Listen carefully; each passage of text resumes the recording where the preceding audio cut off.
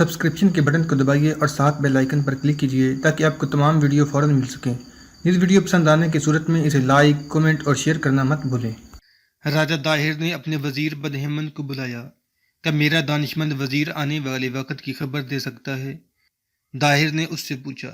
کیا عرب سے ایک اور آندھی آئے گی؟ آندیاں تو آیا ہی کرتی ہیں مہاراج، بدہمن نے کہا، کبھی پورب سے کبھی پچھم سے۔ دیکھنا یہ ہے کہ ہم آندھی کا مقابلہ کرنے کے لیے تیار ہیں یا نہیں۔ میں یہ بتا سکتا ہوں کہ عرب سے آندھی ضرور آئے گی۔ مسلمان اتنی جلدی شکست نہیں مانا کرتے۔ مہاراج کو چوکس رہنا چاہیے۔ ریمل کا راجہ ہم پر چڑھ دوڑا تھا تو تم نے مشورہ دیا تھا کہ عرب کے ان مسلمانوں کو میدان میں اتارو جنہیں میں نے مکران میں اپنی پناہ میں رکھا ہوا ہے۔ راجہ داہر نے کہا، میں نے تمہارے مشورے پر عمل کیا تو ان عربوں نے ہی میرے دشمن کو مار بھگایا۔ میں نے اب پھر انہیں کہا کہ عرب کی فوج حملہ کرے تو وہ میری مدد کریں، لیکن ان کے سردار نے انکار کر دیا ہے۔ وہ کہتا ہے کہ عرب کے مسافروں کو رہا کرو، اور اس نے یہ بھی کہا ہے کہ مسلمان کے خلاف نہیں لڑے گا۔ مجھے بتاؤ کہ میں ان مسلمانوں کے ساتھ کیا سلوک کروں؟ انہیں احسان فراموشی کا مزہ چکھا دوں؟ نہیں مہاراج، وزیر بدہمن نے کہا، دشمنوں کی تعداد میں اضافہ نہ کریں۔ انہیں دشمن بنایا تو یہ پیٹھ پر وار کریں گے۔ ان کے ساتھ دوستی گہری کر لیں اور ان کے درمیان اپنے جاسوس چھوڑ دیں۔ معلوم کریں کہ ان کے ارادے کیا ہیں۔ انہیں دوست بنائیں لیکن ان پر بھروسہ نہ کریں۔ مسلمان کو ہمیشہ اپنا دشمن سمجھیں، انہیں وہیں محدود رہنے دیں۔ اگر انہیں ہر طرف گھومنے پھرنے کی اجازت دی گئی تو یہ اپنے مذہب کی تبلیغ شروع کر دیں گے۔ یہ وہ خطرہ ہے جو مہاراج کے سائے میں پرورش پا رہا ہے، اور یہ وہ اندھیرا ہے جو مہاراج کے چراغ کے نیچے ناچ رہا ہے۔ اگر انہوں نے عرب کے حملہ آوروں کی در پردہ بھی مدد کی تو میں ان سب کو قتل کرا دوں گا۔ راجہ داہر نے کہا، سندھ میں اور سارے ہندوستان میں صرف ایک مذہب رہے گا، اور یہ مذہب ہمارا ہوگا، ہندو مت۔ کیا مہاراج نے کبھی یہ نہیں سوچا کہ ان قیدیوں کو رہا کر دیا جائے تو کیا ہوگا؟ نہیں بدہمن، راجہ داہر نے کہا، میں نے یہ کبھی نہیں سوچا۔ انہیں رہا کر دیا تو عرب کی حاکم مجھے کمزور سمجھنے لگیں گے۔ دوسری وجہ یہ ہے کہ میں عرب کے ایلچی کو جواب دے چکا ہوں کہ قیدی میرے پاس نہیں۔ اب میں کس منہ سے کہہ دوں کہ وہ میرے پاس ہیں؟ نہیں، میں ایسا نہیں کہہ سکتا۔ اب ان قیدیوں کی باقی عمر قید خانے میں ہی گزرے گی۔ تمام مورخوں نے لکھا ہے کہ جہازوں کے مسافر اروڑ کے قید خانے میں بند کیے گئے تھے۔ اس قید خانے کی حاکم کا نام قبلہ تھا۔ تاریخ میں یہ پتہ نہیں چلتا کہ اس کا مذہب کیا تھا، بہرحال وہ مسلمان نہیں تھا۔ آج اس قید خانے کا کوئی نشان نہیں ملتا۔ راجہ داہر کے زمانے میں یہ ایک مشہور قید خانہ تھا۔ اس کی اندرونی فضا پر ہیبت طاری رہتی تھی۔ اس میں جب کسی قیدی کو داخل کیا جاتا تو وہ انسانیت سے خارج ہو جاتا تھا، اس کے ساتھ غیر انسانی سلوک ہوتا تھا۔ اس قید خانے کا ایک تہخانہ تھا جس میں چھوٹی بڑی کھڑکیاں تھیں۔ جہازوں کے مسافروں کو ان کوٹریوں میں رکھا گیا تھا۔ ان میں پورے کنبے بھی تھے۔ ہر کنبے کے افراد کو ایک کوٹری دی گئی تھی۔ ان کی قید کی پہلی رات تھی۔ آدھی رات سے کچھ دیر پہلے قید خانے کا حاکم انہیں دیکھنے کے لیے آیا۔ جب ان قیدیوں کو یہاں لایا گیا تھا تو قبلہ نے انہیں دیکھا تھا۔ ان میں جوان اور خوبصورت عورتیں بھی تھیں۔ قبلہ، جسے دو مورخوں نے قبلہ لکھا ہے، ان عورتوں کے خیال سے ہی رات کو قید خانے کے دورے پر آیا تھا۔ ہر قیدی کو وہ اپنا ذاتی غلام سمجھتا تھا۔ قیدی عورتیں اس کی ملکیت ہوتی تھیں۔ یہ قیدی جو عرب کے سمندری مسافر تھے، مسلمان ہونے کی وجہ سے قبلہ سے اچھے سلوک کی توقع رکھ ہی نہیں سکتے تھے۔ وہ جب اس جگہ پہنچا جہاں سے تہخانے کی سیڑھیاں اترتی تھیں تو اسے مترنم سی گونج سنائی دی، جیسے بہت سے آدمی مل کر گنگنا رہے ہوں۔ قبلہ اوپر ہی رک گیا اور سننے لگا۔ اس گونج کا ترنم اسے اچھا لگ رہا تھا۔ قید خانے میں وہ بیڑیوں اور زنجیروں کی جھنکار سنا کرتا تھا۔ یہ دروں اور کوڑوں کی سناٹے دار آوازیں اس کے کانوں میں پڑتی تھیں، اور ان قیدیوں کی چیخیں اسے سنائی دیا کرتی تھیں جن کے برہنہ جسموں پر درے اور کوڑے برستے تھے۔ جس جہنم میں کربناک آہوزاری رہتی تھی وہاں ترنم خوابوں کی آواز لگتا تھا۔ قبلہ کے ساتھ قید خانے کے چند ایک ملازم تھے۔ اس نے ان کی طرف دیکھا۔ یہ آج والے نئے قیدی ہیں، اسے قید خانے کے ایک افسر نے بتایا۔ جس وقت سے آئے ہیں عبادت میں مصروف ہیں۔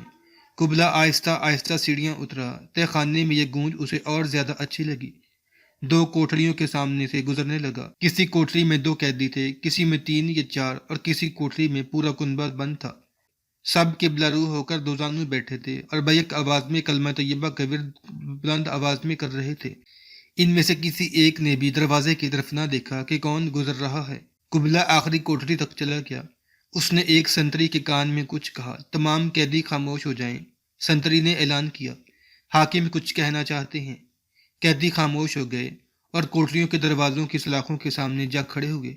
انہوں نے لان تان کا ایسا شور بپا کر دیا کہ کچھ پتہ نہیں چلتا تھا کہ کون کیا کہہ رہا ہے۔ دروازوں کو تالے لگے ہوئے تھے۔ سنتریوں نے سلاخوں پر کوڑے اور ڈنڈے مارنے شروع کر دیے۔ ایک ہڑبونک تھی جس پر قابو پانا محال نظر آتا تھا۔ کوئی ایک آدمی بات کرو، قبلہ نے کہا۔ میں تم سے کچھ پوچھنا چاہتا ہوں، ادھر آ، ایک بوڑھے عرب نے کہا۔ کون ہے تو؟ میرے ساتھ بات کر۔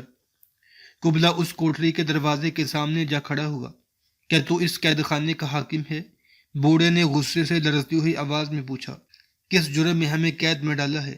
میں کسی کو قید میں نہیں ڈال سکتا، قبلہ نے کہا، اور میں کسی کو اپنی مرضی سے یہاں سے نکال بھی نہیں سکتا۔ میں حکم کا پابند ہوں، مجھے برا بلا مت کہو۔ میں تم سے کچھ پوچھنا چاہتا ہوں۔ تم سب مل کر کیا گا رہے تھے؟ یہ آواز مجھے بہت اچھی لگ رہی تھی۔ کیا اس آواز نے تیرے دل کو موم نہیں کیا؟ بوڑھے نے پوچھا۔ میں نے کچھ اثر ضرور محسوس کیا ہے، قبلہ نے جواب دیا۔ مجھے اس گیت کے الفاظ بتاؤ۔ بوڑھا عرب مالابار میں بہت عرصہ رہا تھا اور ہندوستان کے کچھ علاقوں میں اس کی تجارت پھیلی ہوئی تھی، اس لیے یہاں کی زبان بول سکتا تھا۔ یہ گیت نہیں، بوڑھے نے کہا، یہ ہمارا کلمہ ہے، اور اس کا مطلب ہے کہ اللہ کے سوا کوئی اور عبادتوں کے لائق نہیں، اور محمد اللہ کے رسول ہیں صلی اللہ علیہ وسلم۔ اس کے علاوہ ہم قرآن کی مختلف آیات کا بھی ورد اسی طرح آواز ملا کر کرتے ہیں۔ اس سے تمہیں کیا حاصل ہوگا؟ قبلہ نے پوچھا۔ سکون قلب، اللہ کی خوشنودی، بوڑھے نے کہا، اور اس جہنم سے رہائی ملے گی۔ کیا تمہیں یقین ہے کہ تم سب کو رہا کر دیا جائے گا؟ قبلہ نے پوچھا۔ اگر ہم گناہ گار ہوتے تو اس قید کو سزا سمجھ کر قبول کر لیتے، بوڑھے نے کہا۔ پھر ہم اللہ سے قید سے رہائی نہ مانگتے، گناہوں کی بخشش مانگتے۔ ہمیں بے گناہ پکڑا گیا ہے، ہمارا حلال مال لوٹا گیا ہے۔ اللہ ہماری مدد کرے گا، تم سے اور تمہارے راجا سے ہم کچھ نہیں مانگتے۔ راجا کی قسمت میں تباہی لکھ دی گئی ہے، کہ تم اس کی تباہی کی دعائیں مانگتے ہو؟ قبلہ نے پوچھا۔ نہیں، بوڑھے نے جواب دیا، ہم کسی کے لیے بری دعائیں نہیں مانگا کرتے۔ سزا اور جزا اللہ کے اختیار میں ہے، تو نیکی کرے گا تو ثمر پائے گا، کسی پر ظلم کرے گا تو تجھ پر ظلم کیا جائے گا۔ بوڑھے عرب نے ایسے انداز میں قید خانے کے حاکم کے ساتھ باتیں کی کہ وہ جس برے ارادے سے ان قیدیوں کو دیکھنے آیا تھا وہ اس کے دل سے نکل گیا۔ وہ راجہ داہر کے حکم کے بغیر قیدیوں کو رہا نہیں کر سکتا تھا، لیکن اس نے جو اثر قبول کیا تھا وہ قیدیوں کے حق میں جاتا تھا۔ تاریخ میں قبلہ کے متعلق لکھا گیا ہے کہ وہ دانشور تھا، صاحب علم اور اہل قلم تھا۔ حیرت ہے کہ ایسے شخص کو قید خانے کا داروغہ کیوں مقرر کیا گیا تھا۔ قید خانوں کے داروغے عموماً تبن کسائی ہوتے تھے، جو بے بس اور مجبور انسانوں کی ہڈیاں تڑوا کر دل خوشی حاصل کرتے تھے۔ جس روز سالار بدیل بن طفہ بصرہ سے 300 سپاہیوں کے ساتھ روانہ ہوا، اس رات بلال بن عثمان اپنے 3 ساتھیوں کے ساتھ اس قید خانے کے باہر، جس میں مسلمان مسافر قید تھے، دیوار کے ساتھ کھڑا تھا۔ ان کے پاس ایک رسا تھا جس کے ایک سرے کے ساتھ لوہے کا 2 شاخہ کنڈا بندھا ہوا تھا۔ آدھی رات گزر گئی تھی۔ بلال اور اس کے ساتھی جہاں کھڑے تھے وہاں دلدل سی تھی، زمین اونچی نیچی تھی اور وہاں ٹیکریاں بھی تھیں۔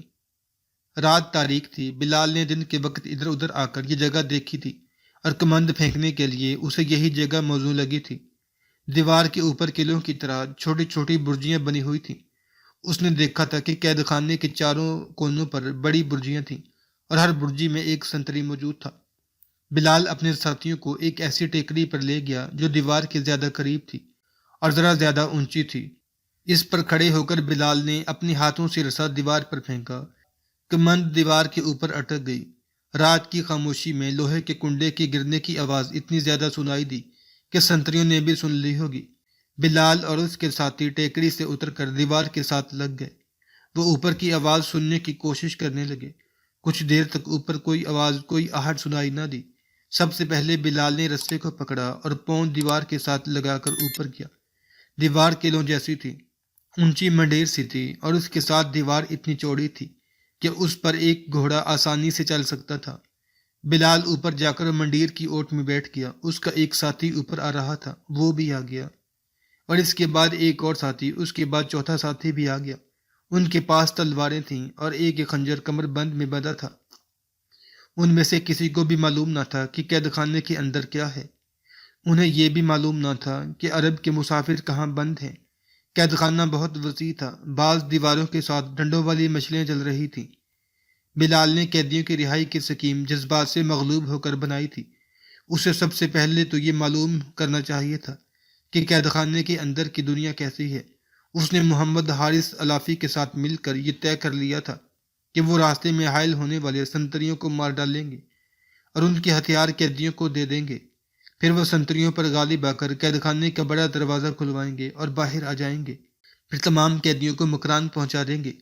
بلال نے 3 ساتھیوں کو وہیں چھوڑا جہاں انہوں نے کمند ڈالی تھی۔ وہ کونے والی ایک برجی کی طرف چل پڑا۔ وہ جھک کر یا دبے پاؤں نہیں چل رہا تھا، بلکہ اس کی چال ایسی تھی جیسے وہ اس قید خانے کا داروغہ ہو۔ وہ چونکہ کئی برسوں سے محل کے حفاظتی دستے میں تھا، اس لیے وہ وہاں کی فوجی اصلاحوں اور مخصوص آواز میں باتیں کر سکتا تھا۔ جب وہ برجی کے قریب پہنچا تو وہاں کے سنتری نے اسے پکارا، کون ہے اوئے؟ سنتری نے کہا، ہاں ہاں۔ بلال نے کہا، ادھر ہی کھڑا رہے۔ سنتری اسے قید خانے کا کوئی عہدیدار سمجھ کر برجی کے اندر ہی کھڑا رہا۔ بلال نے تلوار نکال لی۔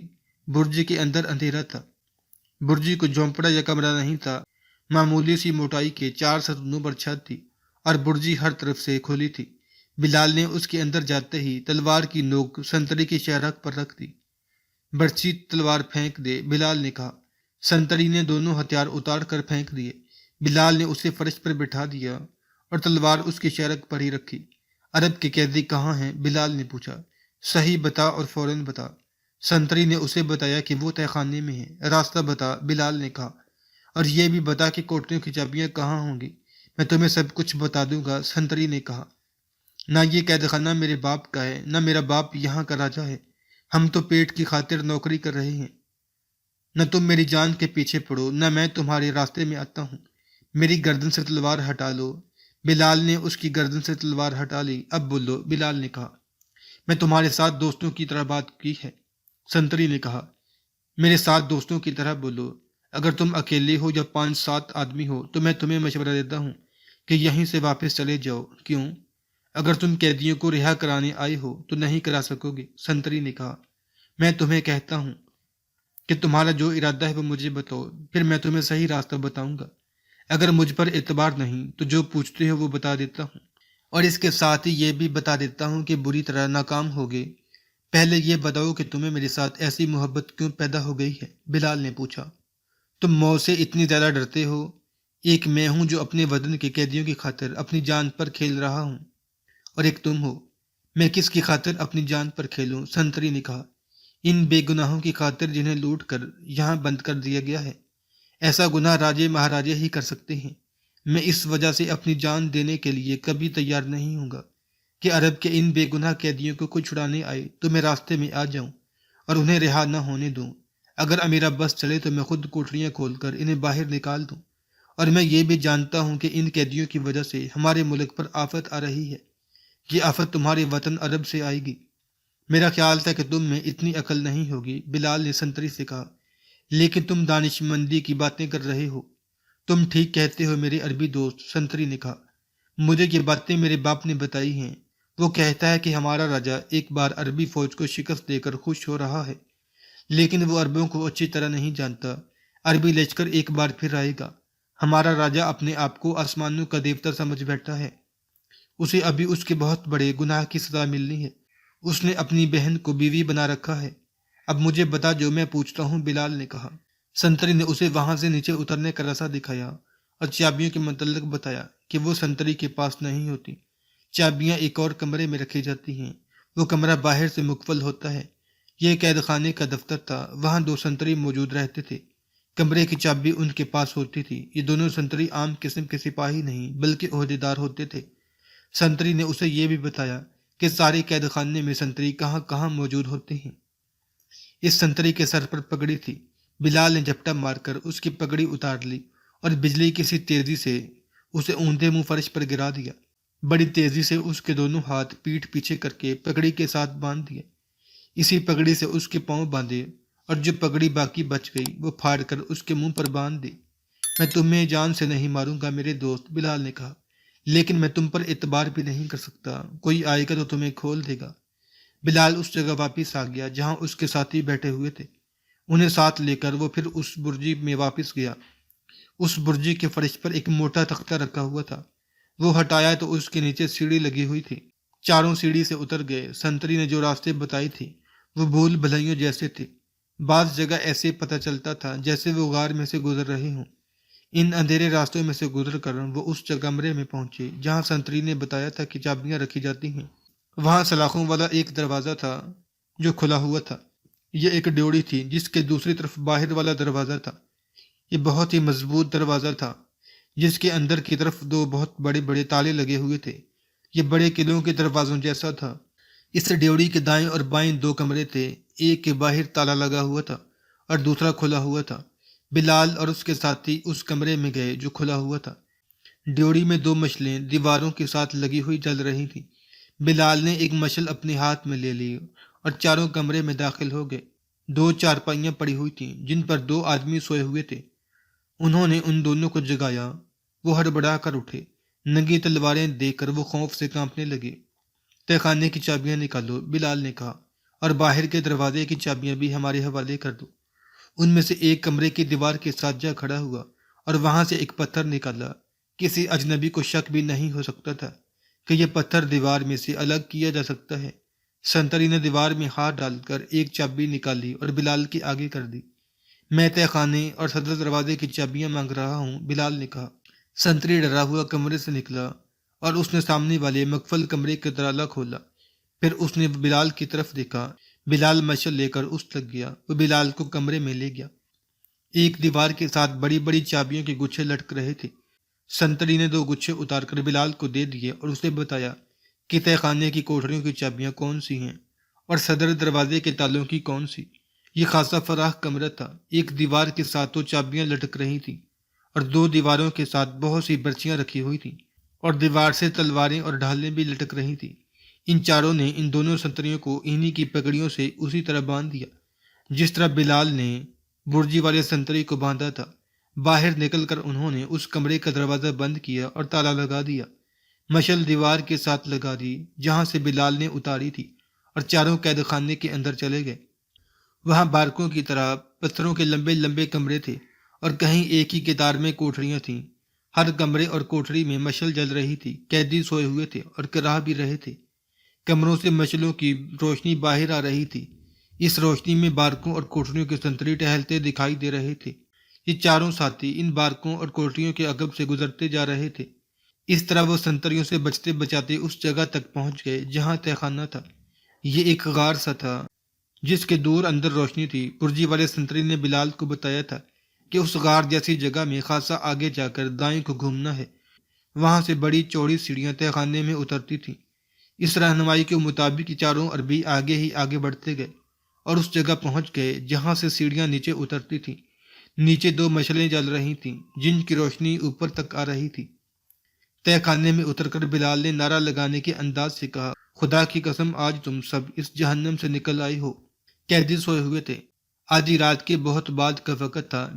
بلال کی للکار پر سب جاگ اٹھے تھے اور شور و غل بپا ہو گیا تھا۔ خاموش رہو، بلال نے کہا، ابھی تمہارا ایک اور سفر باقی ہے، ہو سکتا ہے ہمیں لڑنا پڑے۔ جس طرح اچانک شور اٹھا تھا اسی طرح خاموشی طاری ہو گئی۔ بلال نے پہلی کوٹری کے تالے میں چابی لگائی تو تالا نہ کھلا۔ یہ تو چابیوں کا پورا گچھا تھا۔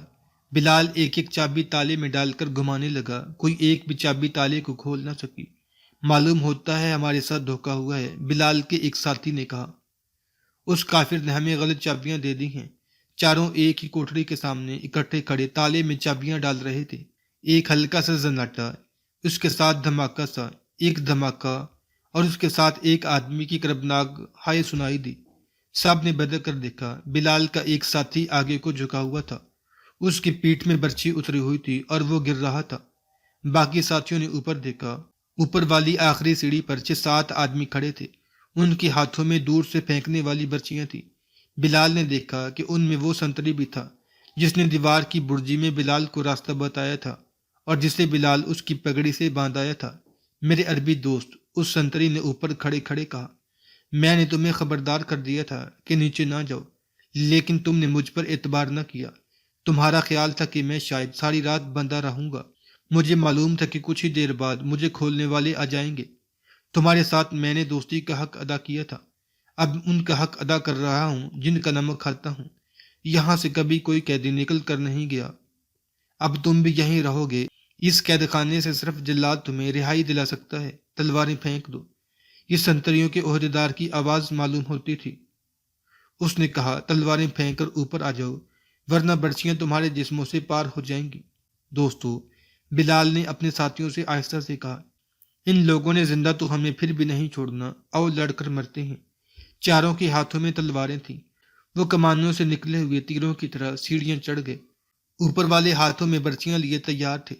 بلال کے دو ساتھی ایک وار بھی نہ کر سکے اور سینوں میں برچیاں لیے سیڑھیوں سے لڑکتے ہوئے نیچے آئے۔ بلال اور اس کے ساتھی نے ایک ایک آدمی کو لے لیا۔ ان کی تلواریں اوپر والوں کے پیٹوں میں اتر گئی تھیں، لیکن دونوں کو اور وار کرنے کا موقع نہ ملا۔ بلال کا ساتھی بیک وقت 3 برچیوں کی زد میں آ گیا۔ بلال کا پاؤں پھسلا اور وہ سیڑھیوں سے لڑکتا ہوا نیچے گرا۔ وہ اٹھ ہی رہا تھا کہ سنتری نے اسے دبوچ لیا اور زندہ پکڑ لیا۔ اسے گھسیٹ کر لے گئے اور اوپر لے جا کر ایک ایسی کوٹری میں بند کر دیا جو انسانی خون کی بدبو سے بھری ہوئی تھی۔ یوں لگتا تھا جیسے یہاں ہر روز انسان ذبح ہوتے ہیں۔ دیواروں پر خون کے چھینٹے لگے ہوئے تھے۔